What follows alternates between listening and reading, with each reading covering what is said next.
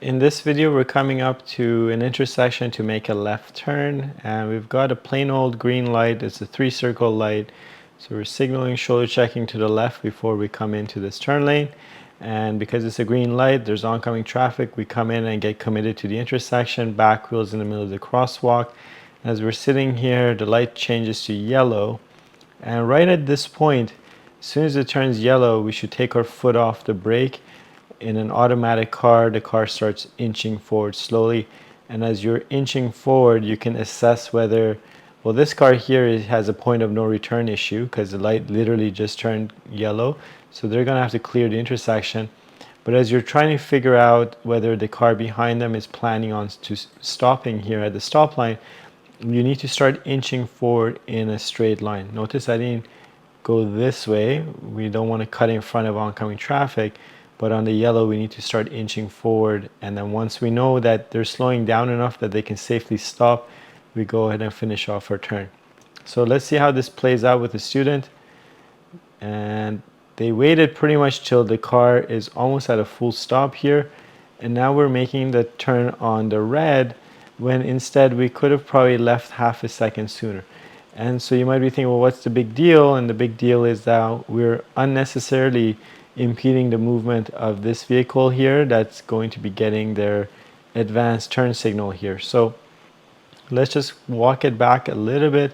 And so right about, well, actually even a bit further back, right about here, we've gone into waiting position, we've stopped, and then the moment it turns to yellow, we should be inching. Notice we're not inching till about 2 seconds later.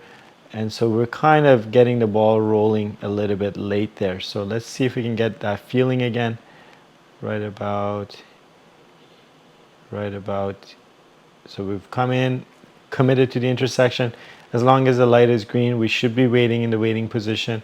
But the moment it turns to yellow, no more waiting. We should start rolling forward and clearing the intersection when it's safe to do so. So again, this subtle difference here makes a huge difference. You shouldn't be sitting here idle on the yellow when in fact you should be inching forward, getting ready to make that turn. Now, sometimes students ask me, well, what am I supposed to do if this car is running the red light? So be it. We don't cut in front of a car that's planning on running the red. The vehicles that are planning on running a red usually are very blatant about it, so they don't show any sign of slowing down. They seem much like this vehicle here. Let's go back here. This vehicle, when it turns yellow, they're not showing any sign of slowing down. They just maintain their speed as they went through the intersection. And so you'll see the person that's running a red would be doing the same thing. But in this case, we can see that they're making a conscious effort to stop before the stop line. So this is giving us enough confidence to start inching forward and completing this maneuver. So we need to trust and verify, but not be super cautious where we're sitting here every time on the red and then just rolling on the, sitting there on the yellow and then rolling on the red, because that just takes a bit too long. And on your road test, you don't want the examiner to pipe in and say, okay, let's go and clear the intersection, because if they have to guide you through the intersection, it's the end of the test. So let's just watch that one last time. From back here, we're coming in. Our plan is to go into the waiting position.